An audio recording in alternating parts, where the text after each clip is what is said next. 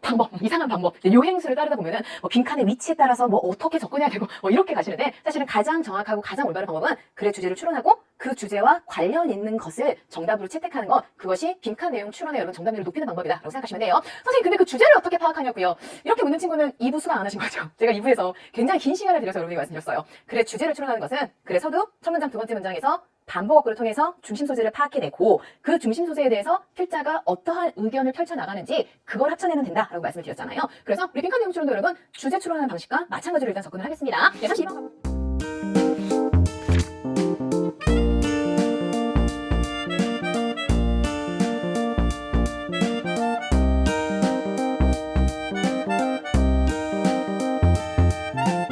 결국에는 어떤 사실을 발견하게 되냐면 It was something you had read. 그것이 당신이 이미 읽었던 것이긴 해요. 그래서 익숙함을 주겠죠. 여기서 이은 누군데? 당신이 고른 그 선택지죠. 그렇죠? 익숙해서 고른 그 선택지가 사실은 당신이 이전에 읽었던 것이긴 하지만 빈칸하기 때문에 사실은 이런 실수가 될 수 있어요. 이런 이야기를 하는 거예요. 그럼 빈칸에 들어갈 말, 그리고 어떤 유감이 되는 내가 원치 않는 기대라고 하면 뭐겠어요?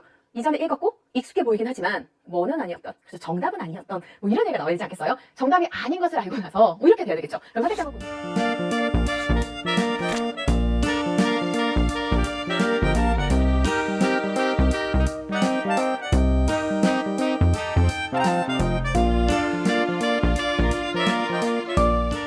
language and most of his body. 우리 이 고객의 말과, 말이 언어적인 것과, 그리고 이 고객의 몸의 대부분의 것은 revealed, 드러내고 있었어요. 뭐를? Nothing but. 여기 때 but은 하지만이라는 뜻이 아닙니다. 여기 때 but은 무언가를 제외하고, 즉 무언가를 제외하고는 아무것도 없다라는 건 얘만 있다라는 뜻이잖아요. 그래서 우리가 nothing but 그럼 보통 이제 only라고 이야기를 해요. 그래서 그의 말과, 그의 언어적인 말과, 사실 그의 몸의 대부분, 많은 부분은 positive feelings, 어떤 긍정적인 느낌만을 사실은 전달하고 있는 상황이었어요.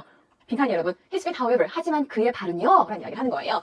봅시다. 여러분, 이 발, 이 다리, 이 90도를 이루고 있는 이 다리가 누구와, 우리 however가 있으니까 지금 대조되는 거잖아요. 고객의 어떤 말이요. 언어적인 거.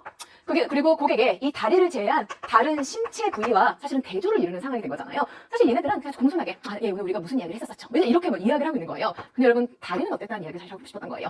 다리는 이렇게 공손하게 나오는 말, 공손함을 보여주는 어떤 긍정적인 것을 보여주는 다른 뭔가는 달리 사실 빨리 떠나야 하는 이 사람의 본심을 보여주는 거잖아요. 그렇지 않아요? 그래서 사실 선택지를 보지 않더라도 무슨 말이 나올지는 알 것 같지만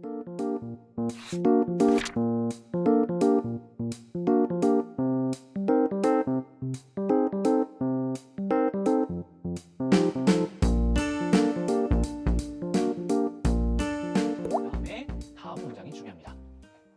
왜? 그 다음 문장에 이 should가 있죠? 자, 이런 것들 여러분, 우리 뭐뭐 해야 한다라는 뜻의 조동사 있죠? should, have to, must, 그 다음에 need, 그렇죠? need to까지 이러한 어떤 의무의 뜻을 가진 조동사가 나오면 이게 중심 문장 시그널입니다. 즉, 문장을 중요하게 만드는 얘기예요. 너는 또 뭐 해야 된다? also 마찬가지입니다. 물어봐야 돼. 인지 아닌지. The scientist or group. 그리고 그 뒤에서 ing를 꾸며주고 있죠. conducting the experiment. 그 실험을, conduct는 뭐 하는 거예요? 수행하는 거죠. 그 실험을 수행하고 있는 그 과학자나 그 그룹이 이 단어가 나왔네요. unbiased. 한지 안 한지를 너가 물어봐야 된다. 자, 그리고 지금 초반에 중반쯤에서 나온 게 또한 너가 해야 되는 거. 이 문장 중요하게 생각할 수 있겠죠? should 때문에, also 때문에 확인해야 되는 거. unbiased 한지를 확인해야 된다는 얘기죠. 자, 이 단어 여러분 본 적 있습니까? 좀 어려운 단어긴 한데요. 이 bias라는 단어가 편견이라는 뜻이에요. 근데 선생님이 정확하게 얘기하면 이거는 편견이라기보다는 편향성, 어디 하나에 치우쳐 있다는 거예요. 그런데 앞에 on이 있다는 얘기는 치우치지 않은 상태로 공정하고 fair한 상태냐라는 것을 확인하는 거죠, 지금. 그죠? 자, 그래서 지금까지 읽었을 때 이게 상당히 중요한 포인트구나라고 선생님이 파악을 했습니다.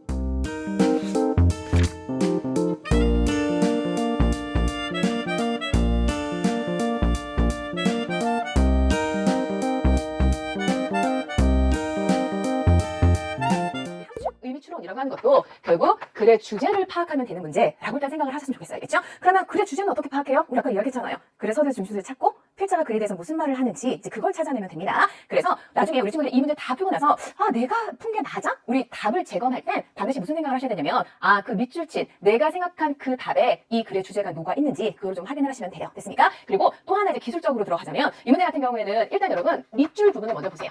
밑줄. 밑줄 부분을 봤더니 by reading a body language dictionary라고 해서 어떤 우리 말을 하기 전에 몸짓 언어잖아요. 몸짓 언어 사전을 읽음으로써 무슨 말인지 모르지만 일단 해석은 되잖아요, 여러분. 어휘 차원에서 해석이 된다라고 하면 밑줄이 들어있는 문장을 먼저 읽으세요. 됐습니까? 그리고 밑줄이 들어있는 문장을 봤는데 정확히 무슨 얘기인지 모르겠지만 그래도 문장이 해석이 돼요. 그러면 다음 선택지를 보시고 아 이런 선택지가 나와 있구나. 뭐 바로 답의 범위를 줄 수는 없어요. 그래도 이런 선택지가 있네 정도로 한번 봐두세요. 알겠어요? 그리고 나서 첫 문장부터 내려오시면서 이제 주제를 파악하는 그런 훈련을 하시면 되고 딱 봤더니 밑줄 자체가 뭔 말인지 하나도 모르겠어요. 그럼 어떻게 하시면 돼요? 아 그냥 우리가 하던 대로 주제를 파악하는 방법. 그래서 서두부터 이렇게 핵심을 두면서 읽으면 되겠다. 이렇게 생각하시면 돼요.